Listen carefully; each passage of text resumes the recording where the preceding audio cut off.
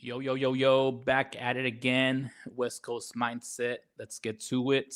We have some breaking news coming out today that has people in Cleveland shaking their heads over who the starting quarterback is. I'll get to that in a little bit. And we have two superstars that are looking for big expectations from their teams and expect a lot out of their teams to help them take the next step when it comes to winning. I'll get to that. And there are two different sports. And remember, guys, always to subscribe, like, rate, review. And let's get to it right now. This is the West Coast Mindset presented by the Recurrent Media Network. And let's get to it right now, beginning with the news coming out of Cleveland. And yes, Deshaun Watson has been named the starting quarterback for the Cleveland Browns. And this is a very controversial thing that came out this morning. And yeah, he is going to be the guy going forward.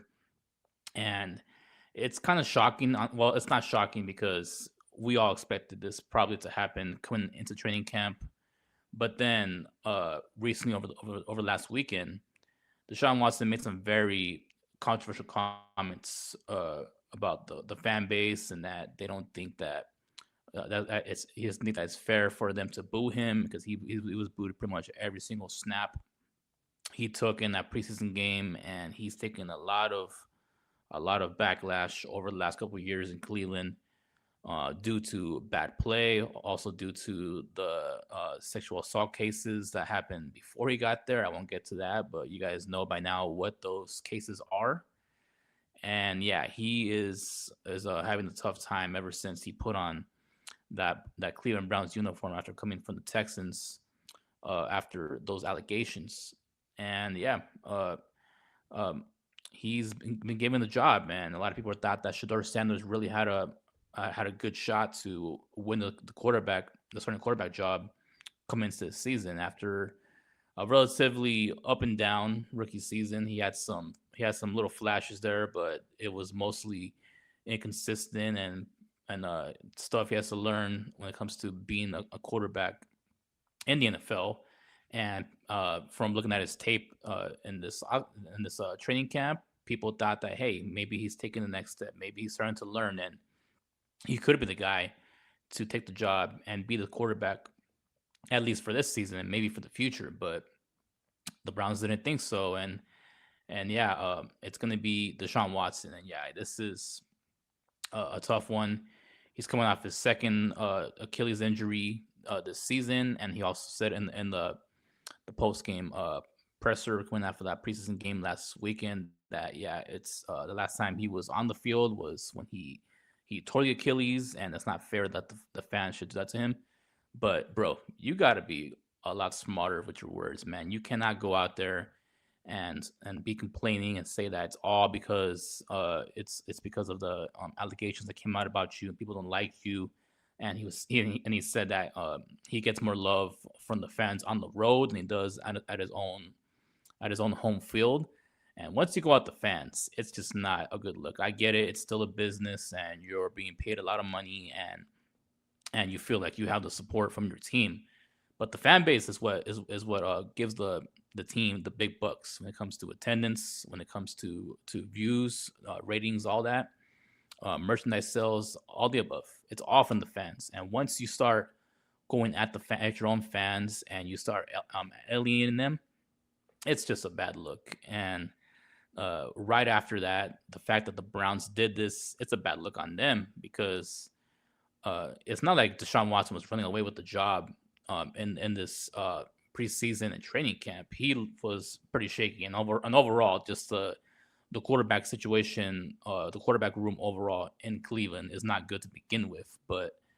Uh, but the fact that he was already pretty much given the job coming in because of the money, because he's owed $46 million in this final year of his contract, and I know for sure they ain't gonna extend him because he's been a major disappointment ever since he signed that uh that fully guaranteed contract a couple years ago, and that was an absolute uh bad decision. That was probably the worst decision in NFL history to give him a fully guaranteed contract after he came off those allegations.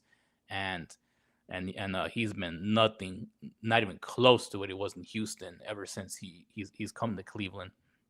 And yeah, Andrew Berry and the front office and the whole ownership group over there for the Browns are kicking themselves, and they're in disbelief over what he's given them or what he has not given them ever since he's come to Cleveland and owing him that much money.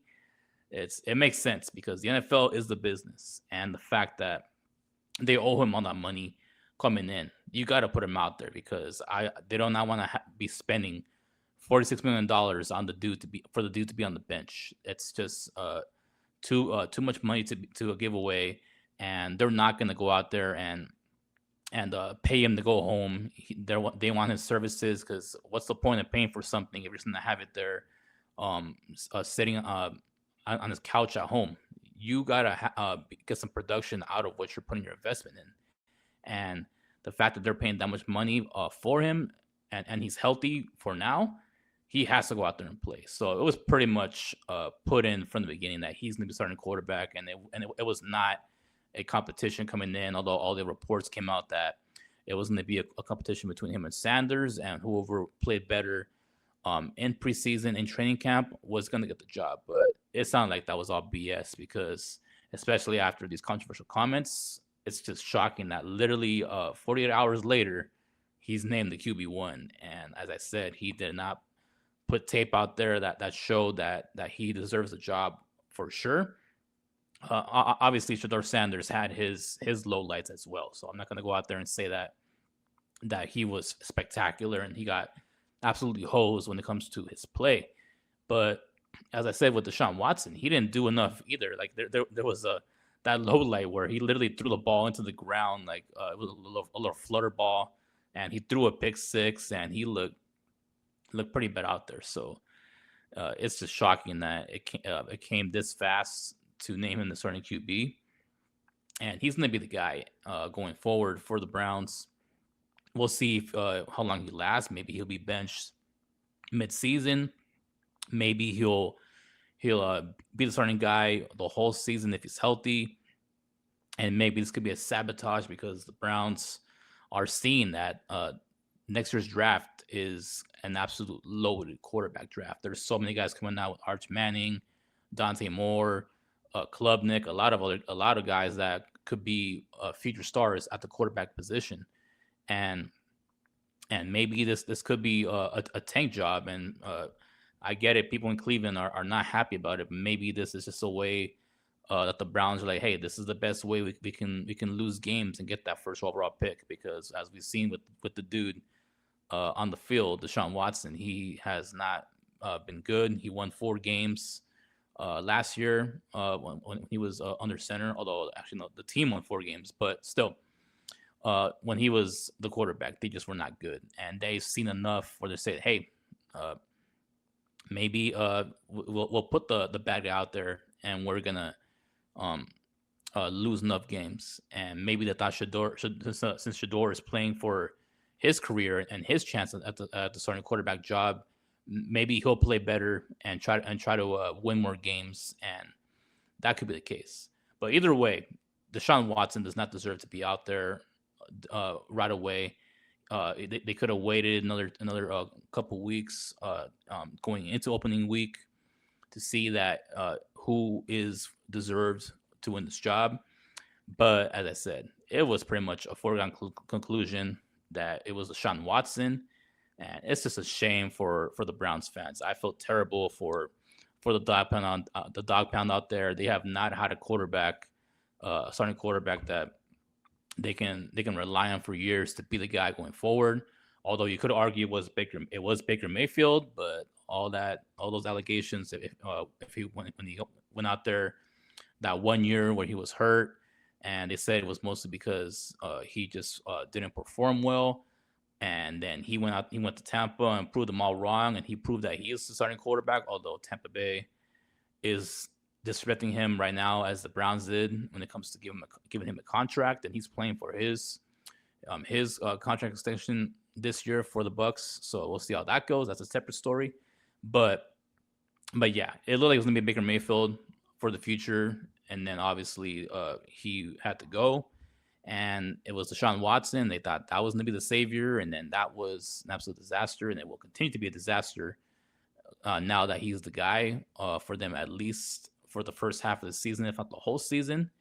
And yeah, things are just bad for Cleveland, and they can't catch a break. So Browns fans, hang in there.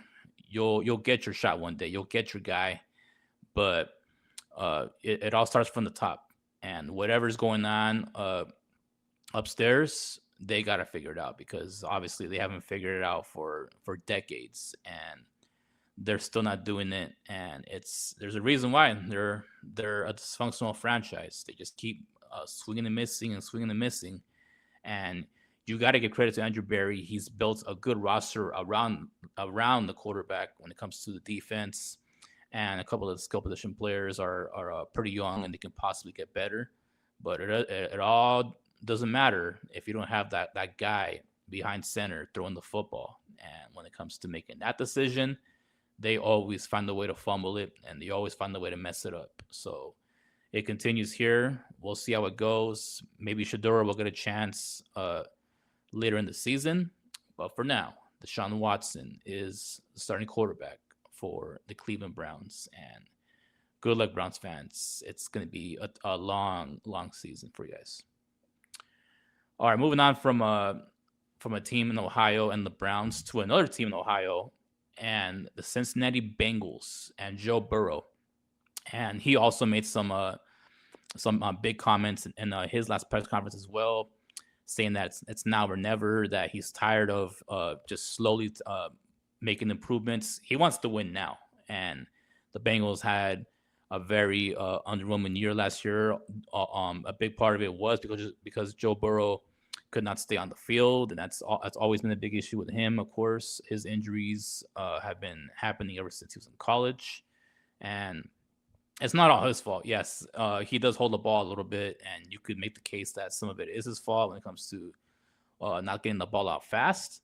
But ever since he stepped into the NFL in Cincinnati, that Bengals offensive line has never been the best, and they're still not that good. We've seen a lot of highlights already in this preseason that they still can't block, and Joe Burrow's running for his life out there. So we'll see if they can get better in pass protection, or the offensive scheme can be better for Joe Burrow in terms of getting the ball out faster. Because if he holds the ball for too long, he's going to get hit a lot, and I don't know how much hits his body can take, but we'll see how it goes. Hopefully, he stays healthy for the full season, because I'm not a Bengals fan, but I want to see Joe Burrow out there. He's one of my favorite players in the NFL when he's healthy, and everybody in the NFL wants to see him because the dude is an absolute stud when he's out there playing his best, and we just hope he can stay on the field. But anyway, yeah, the Bengals were very underwhelming last year. Had a 6-11 record.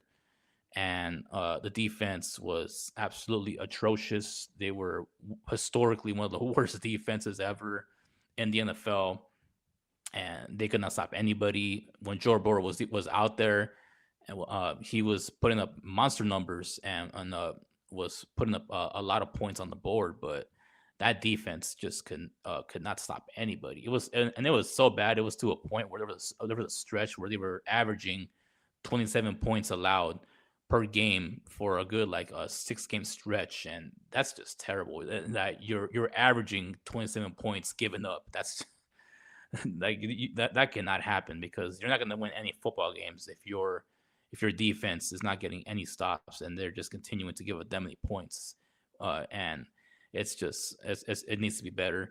And to their credit, they did make some moves this offseason. They lost Trey Hendrickson. That's a huge loss. Went to the rival Baltimore Ravens, and he should be pretty good on that defensive line for the Ravens, and they're going to be pretty dangerous, and they're going to be a thorn in the sides of the Bengals in that division. But after losing him, made the trade for Dexter Lawrence, helps solidify that defensive line. Also got Jonathan Allen, and he'll help out also on the line with Dexter, and it should be better. They'll put more pressure on the opposing quarterback, and it'll help the secondary. That's not the best, but if they can rush the quarterback and put more pressure on them, then the secondary doesn't have to hold up as long. So that should help. And they also got safety Boye Mafe. That'll help out in the back end. And yeah, the secondary should be a little better now that they have less time when it comes to covering the guys out there when it comes to wide receivers. But yeah, they have to be better overall. And you just have to play with some pride. That defense was lifeless last year. They could not get any stops. So hopefully, with some new personnel and a whole new defensive scheme, whole new defensive coordinator, they can be a lot better. And if they can just be average, just average. Well, I want to say average, just good enough of a defense, and just get out the field every once in a while and give the ball back to Joe Burrow. The Bengals should be able to win at least 10 to 11 games because they have a very favorable schedule. They're playing a lot of pretty bad teams, and they should be able to take advantage of it because as long as you got Joe Burrow and you got Jamar Chase, the best receiver in football, and you got T. Higgins along with him, and also Chase Brown's a good running back, that offense is going to put up some points, and we know they're going to put up some points. So the big key, of course, is the defense. Can the defense make stops? And if they make enough with this offense, the Bengals should be pretty good. And I'm a big believer in Joe Burrow, and it's a lot of things. I get it. I'm drinking the Kool-Aid. I think they will make a run for a playoff spot. I'll make my predictions for overall my playoff teams as soon as we get closer to the beginning of the season. But I think they're a contender for sure to be a playoff team. And a lot of things have to go right, of course. Joe Burrow has to stay healthy. Number one, they have to play better defensively. That offensive line's got to be a lot better when it comes to protecting Joe Burrow because that's the big key. If if he has no time to throw the football, then those injuries are going to pile up and uh, and it's going to be a bad season again in Cincinnati. But this is a big year for Zach Taylor as well, the head coach. He is on the hot seat. I would think he would be on the hot seat because they've been underwhelming for the last couple of years when it comes to starting off the season. They're always starting out the season 0-2, 1-2, 1-3.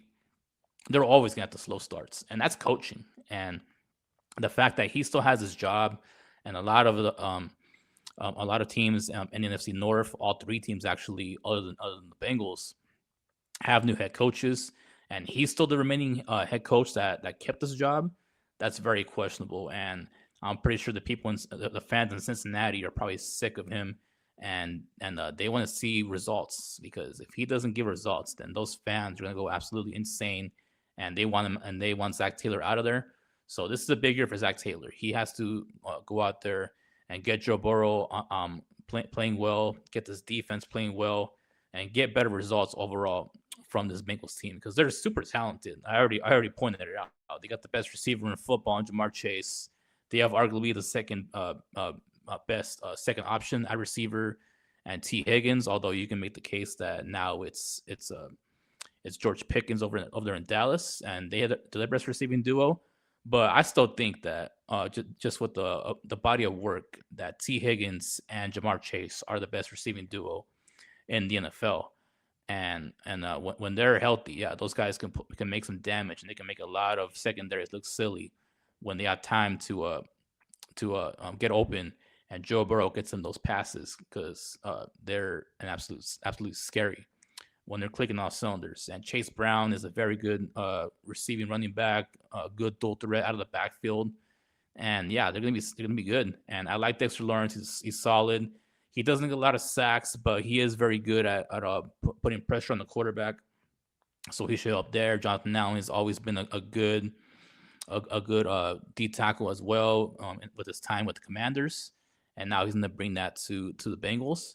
And yeah, I think the Bengals are going to do it this year and get to the playoffs. And hopefully Zach Taylor doesn't hold him back. I'm not a fan of him as well, so it's going to be a big year for him, and hopefully he can get him going in the right direction. And the Bengals have no excuse. They have to at least get to the playoffs this year, because if not, then the future of the franchise and Joe Burrow may want to be out of there, and he may question his future there with his team and say, "Hey, it's time for me to go. And if that's the case, then I don't know where else the Bengals can go from here as a franchise, because they got the gem of a lifetime with Burrow as their franchise quarterback, and after him possibly leaving, it's going to be tough to replace that. So we'll see how it goes. And there's a lot of big expectations in Cincinnati, and Bengals fans have hope. You guys possibly will be a pretty good football team this year.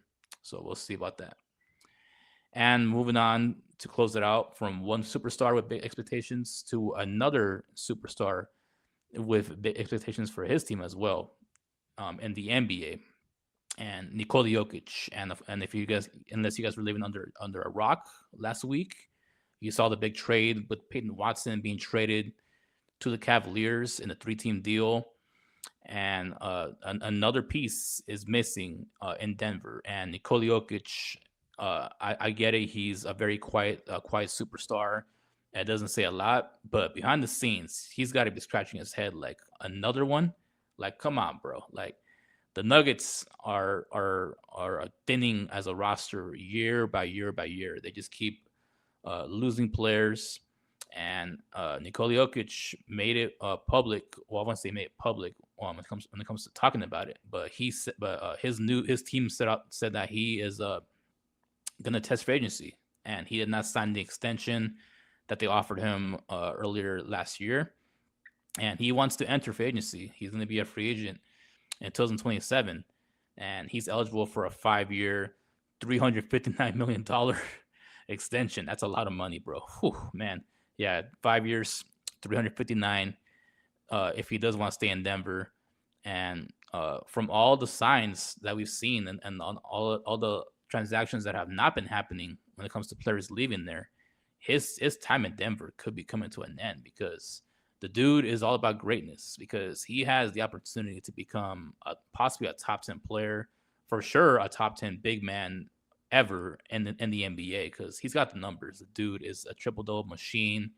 He is an absolute monster when it comes to scoring in the post, hitting threes, getting rebounds, and the dude can barely jump over a curb, but he just dominates people on a night per night basis, and nobody can stop him. And he's trying his best, but when it comes to ever since he won that championship that 1 year, he has not been able to sniff at least a conference finals.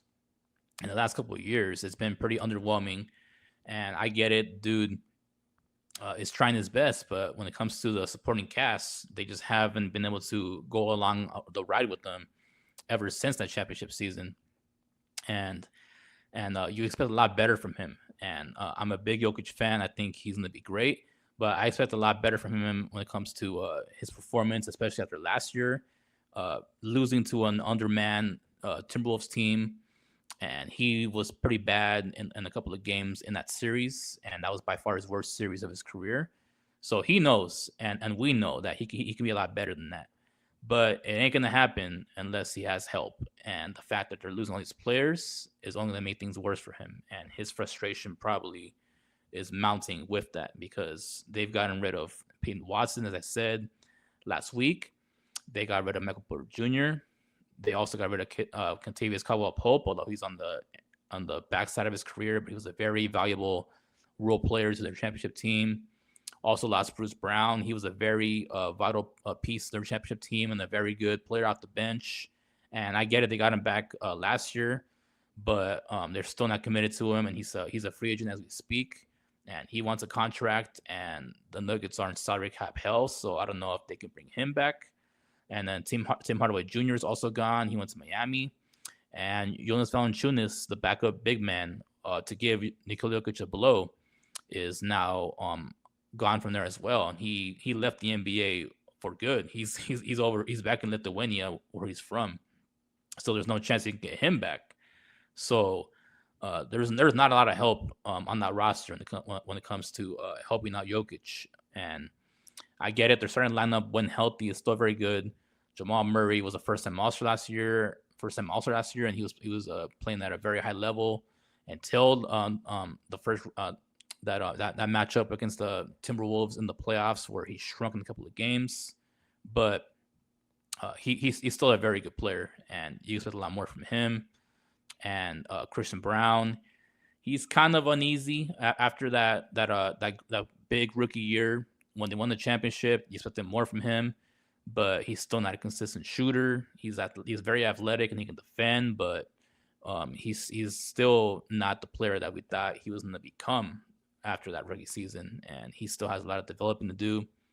And uh, Aaron Gordon cannot stay on the court. The dude has been injured for years, and he always has lower leg injuries, his hamstring or whatever is on his leg. He's always hurt, and you can't rely on him. And he's only going to get older. And you know that saying, you can't get healthier with age. You're only going to get more hurt the more older you get. And the fact that he can stay in the court in his early 30s, it's not going to help if he gets older and that leg is going to keep lingering. And his game is very relied on athleticism.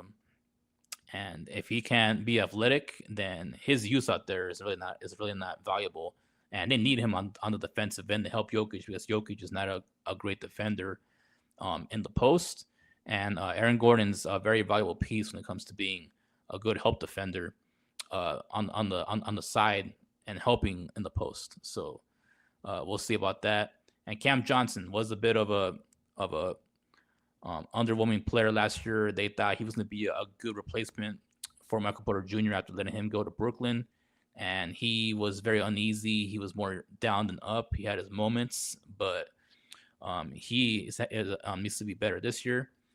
And overall, that starting lineup is good, but the question is, how long are they going to last? Because if you have no bench to help to speak of to help, then the odds of that starting lineup staying healthy for the whole season is quite in doubt, and it's going to be tough. And they were a very pretty bad defensive team last year because of the injuries and the lack of depth on the team.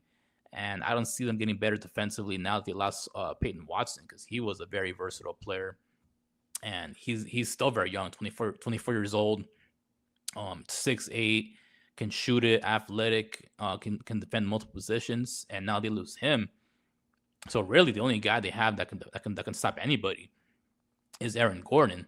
And as I said, the dude can't stay on the court, so it's going to be very tough for them on the defensive end. And Jokic is going to have to score a lot of points, because it's going to be a lot of shootouts when they play some of the best teams in the league, and they're going to put up some points on them. So overall, it's a tough scene in Denver. I think they will be a good team this year. They'll be a playoff team for sure, but I don't see them being a huge threat to the Spurs. I don't see them being a huge threat to the Thunder.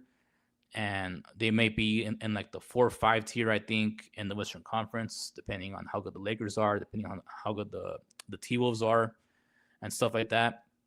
But yeah, Jokic, he may want out of there, and his time in Denver could be coming to an end. And Stan Kroenke and the ownership over there in Denver have to be sitting on their hands right now and nervous as hell, because if you're not giving your superstar enough when it comes to help, I get it. You can offer him a lot of money, and possibly this is the reason why they're not signing players and letting players go, is because they possibly want to give him that 259 million and keep him long term. But what's the point of having a Ferrari if you put him in a garage full of Hondas? It's not gonna make sense, because it's just sitting there around a bunch of junk, and it's not gonna be worth it. So it's a double-edged sword. Jokic can take the money and be happy financially and be set for life, or he could go somewhere else and take a little less and try to keep winning and become one of the all-time greats, which he already is. But when it comes to being the great, the best, and one of the best big men to ever play, and maybe top 5 ever when it comes to being up there with Kareem and Shaq and all those guys, he needs to win more championships. So we'll see how it goes. And yeah, this is a big year for the Nuggets, and we'll see if they can continue to be a contender and compete in the Western Conference. And I'll be watching because as a Lakers fan, the Nuggets have been a thorn in our sides for years, and seeing them cratering does make me lick my chops a little bit. So I don't hate it, and it'd be nice to see Jokic possibly in the uniform for years to come. So we'll see how it goes. And this was the West Coast Mindset presented by the Recovery Media Network. Hope you guys are getting more excited for football season coming up. And the MLB is closing the dog days of summer in August, and they're getting close to September, and they're getting close to playing playoff baseball. And that's the best time to watch baseball. And yeah, sports are picking up, guys, and we're almost to the finish line. And summer is almost coming to an end. But when fall comes, that's when the big entertainment comes and sports is at its best. So we'll see how it goes, and I'll be excited for it, and I know you guys will be excited for it. So sports are coming, baby, and it's gonna be awesome. And with that, I'll see you guys next week.